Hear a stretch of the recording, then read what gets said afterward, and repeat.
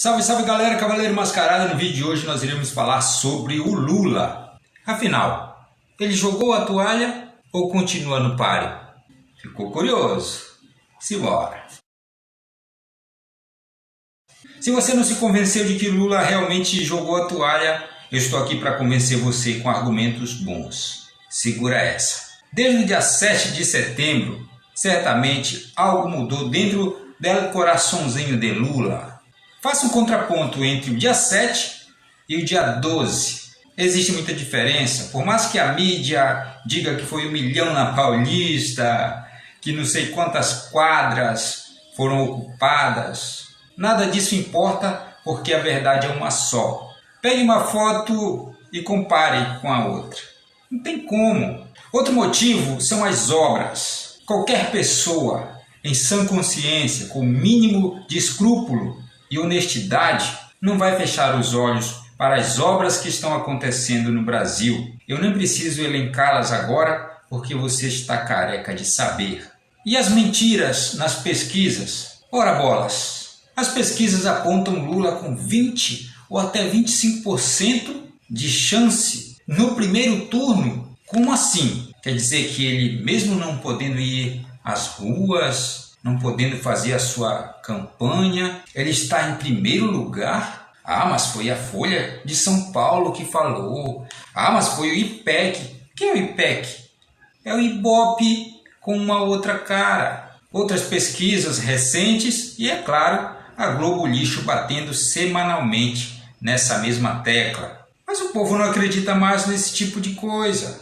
Vamos fazer um teste com você. Suponhamos que este canal fosse de esquerda e eu e você fôssemos de esquerda. Se coloque agora no lugar do Lula. Com toda essa mentirada, todas essas pesquisas fajutas, você até quando aguentaria toda essa farsa? Como é que você vai dormir sabendo que você está envolvido na mentira? E o mais agravante, o cara tem uma inveja monstruosa do presidente Jair Bolsonaro. Ele já deixou isso claro quando ele diz: durante meus 8 anos eu nunca fui chamado de mito, aí veio ficar aí. Você está entendendo? O cara está explodindo de inveja. Tudo isso se somando na cabeça dele, é claro que ele não vai aguentar. Mas aí você pergunta: Cavaleiro, mas como é que a mídia não fala? O Lula é orgulhoso. A mídia, claro que não irá falar. Ela vai sempre continuar colocando ele como primeiro lugar nas pesquisas. Esses são os meus argumentos. Cabe agora a você fazer o seu juízo, fazer as suas ponderações e chegar, claro, a uma conclusão. E eu quero ver elas estampadas aqui embaixo nos comentários.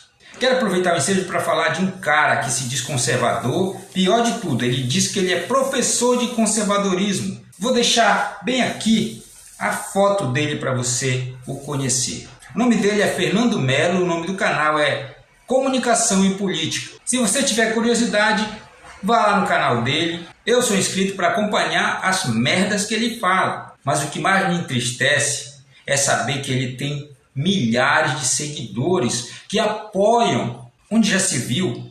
O cara se diz professor de conservadorismo, tem até um curso, sei lá, uma live que ele faz, escola de conservadorismo. Ser conservador e atacar o presidente, é isso mesmo? Se for para ser conservador desse jeito, eu tô fora. Por que esse povo segue esse Fernando Melo, assim como segue Nando Moura? Pessoas que se dizem de direita e ficam atacando o presidente. Tudo bem atacar o presidente, criticar veementemente, mas agora não apontar nenhuma saída, não mostrar nenhum candidato ou se colocar à disposição, isso é um pouco demais para mim.